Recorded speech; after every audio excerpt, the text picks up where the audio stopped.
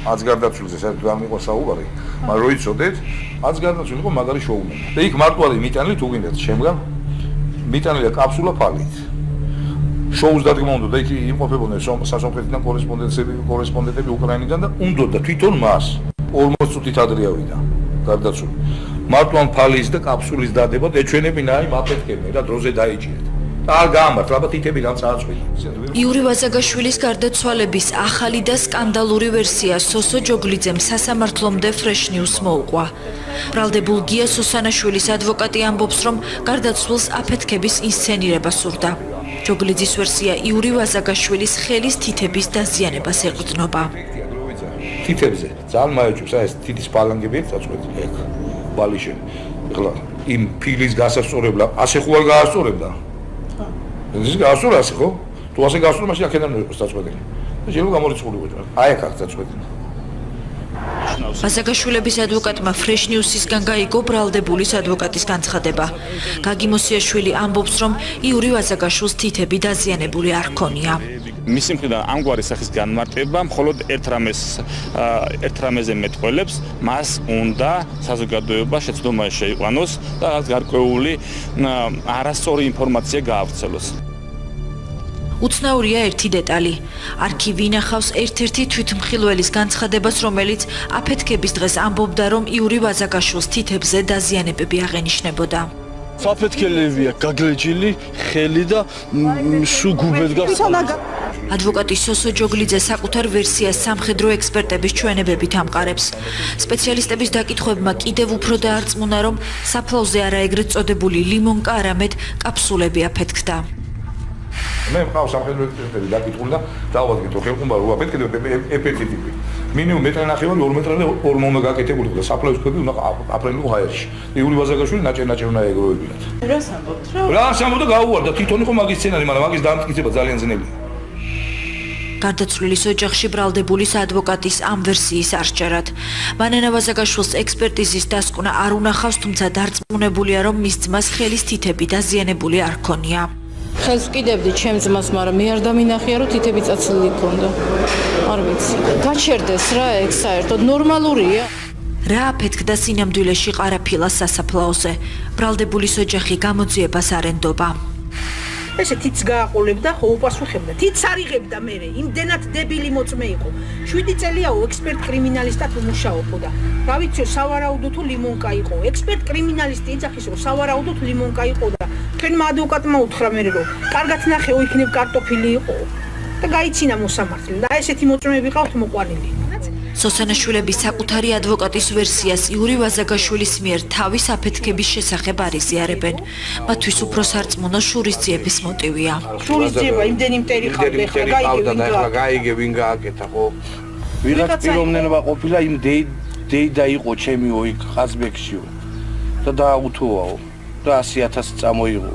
აგერ თვითონ პროკურორი დაპარაკობს, შვილს მე ვერ მასწავლის კრიმინალურში მუშაობდი გაგარინზე და გამდეჯელას დავიჭირე, იმდენჯერ გამაშვებინეს მე ეგ. ზემოდან დარეკეს შევარნაძის დროს. ბრალდებულის ოჯახი ხმამაღლა ვერ ამბობს, თუმცა დარწმუნებულია, რომ მკვლელი ყარაფილაში ცხოვრობს. მათი თქმით, გარდაცვლილზე შური მელაძეებმა იძიეს. მოტივს პირად ცხოვრებას უკავშირებენ. თელმა ქვეყანა მიცის, რომ ისი მისი საყვარელი იყო, მაგრამ კამერის წინ არავინ არ ადასტურებს. ეს მე ვიცოდი 3 წლის წინ, მაგრამ კამერის წინ არც მე არ ვიტყვი. ის ხალი ნათესავი ვარ, რომ ამბობდა ხო? აი რატო რა ნათესავი? თქვენ ახართ ჩემი ნათესავი და მეორე ის არის რა. ნათესავი ეხლა არის. აქამდე არის ხო? ქვეყანა მიცის, რომ ნივა უყიდა, მაგრამ არავინ არ დაადასტურებს. ქმარს. კი. სოსანაშვილებს ეჭვები მას შემდეგ გაუმძაფრდათ, რაც მათთან ჭხრეკაზე მოსული გამომძიებლის საუბარი მოისმინეს. ერთ-ერთი მოწმე, მთავარი მოწმე მელაძე ცუდად გახდაო. ჩვენების მიცემის დროს. გონიკდებაო თუ მოაბრუნეთო რაღაცა მოაბრუნეთ არ მოკვდესო. მოაბრუნეთო ხელიდან არ გამოგვეცალო თუ ეგ მთავარი მოწმეაო. აქედან უკან ნახა პროკურორი იყო თუ გამომძიებელი. და არ ვიცით ვინ არის ხო ეს? არ ვიცით ვინ არის, მაგრამ რაღა მაინც და მაინც ეს მელაძე დაემთხვა. რაღა მაინც და ანუ რა დაემთხვა?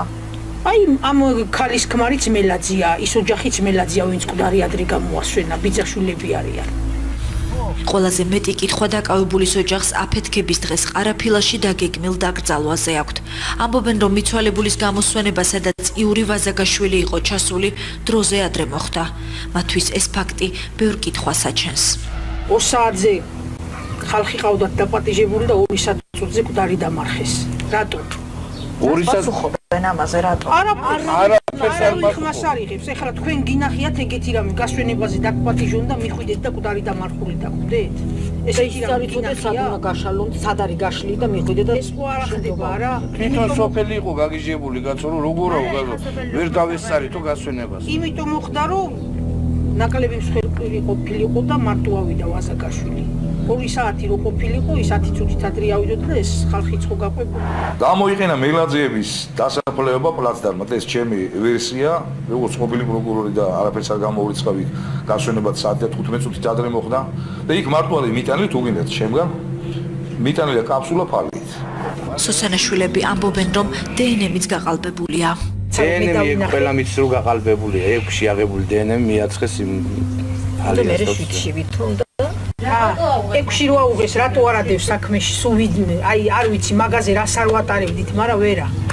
ვასაძეს უთქვია, რომ ხო იცი ბიჭო, შენი ამოვაო და ჩემი საიდან ამოვაო, ამას რო უთქვი და აბა გუში რისთვის აგიღეთო.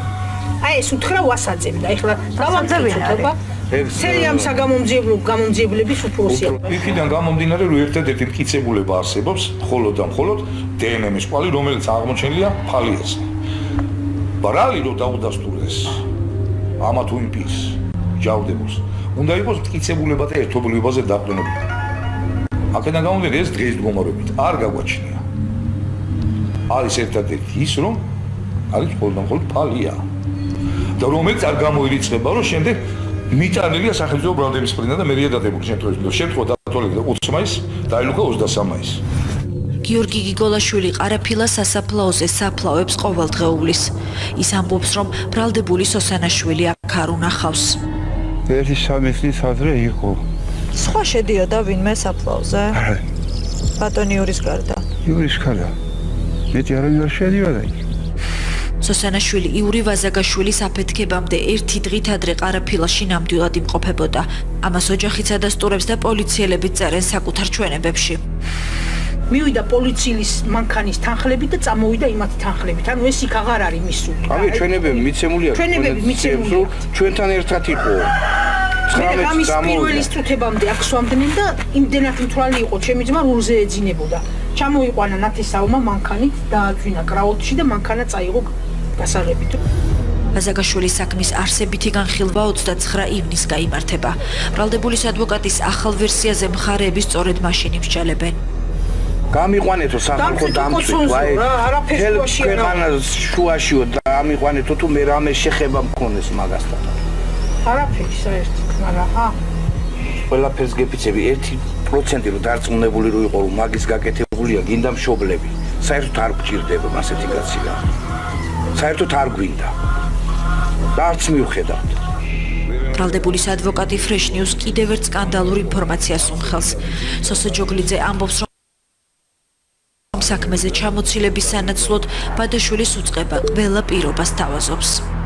მეტი რა გითხრა პირდაპირ მეუნებიან შეეშვი მაგ საქმეზე დაბურდი სისტემაში საკამოწევო ნაწილის უფროსს და მეოთხე როგორც ადვილა თქვენი მეტე თქვენ სისტემას მე რომ მოვიდი რას მეიდოთ. ანუ თუ მოვედი მეტი 2007-ში ვიცახა დანიშნო ყველას გაგიშვით იქიდან მეტი. პირდაპირ ესე უთხარი ანგარიშ ფაქტურების შევსება არ არის ეს ამეთი კაცო. თუ და გამოძიებას ყველამია. ინფორმაციის გადამოწმება მთავარ პროკურატურაში ვცადეთ. ბადაშვილის უწყებაში Fresh News-ის სატელეფონო ზარებსა და მოკლე ტექსტურ შეტყობინებებს არ უპასუხეს. მთავარი სკანდალური დეტალები კი ამ საქმის შესახებ წინ არის. სოსანაშვილის ადვოკატი ამბობს, რომ სასამართლოზე აქამდე უცნობი დეტალები საჯარო გახდება.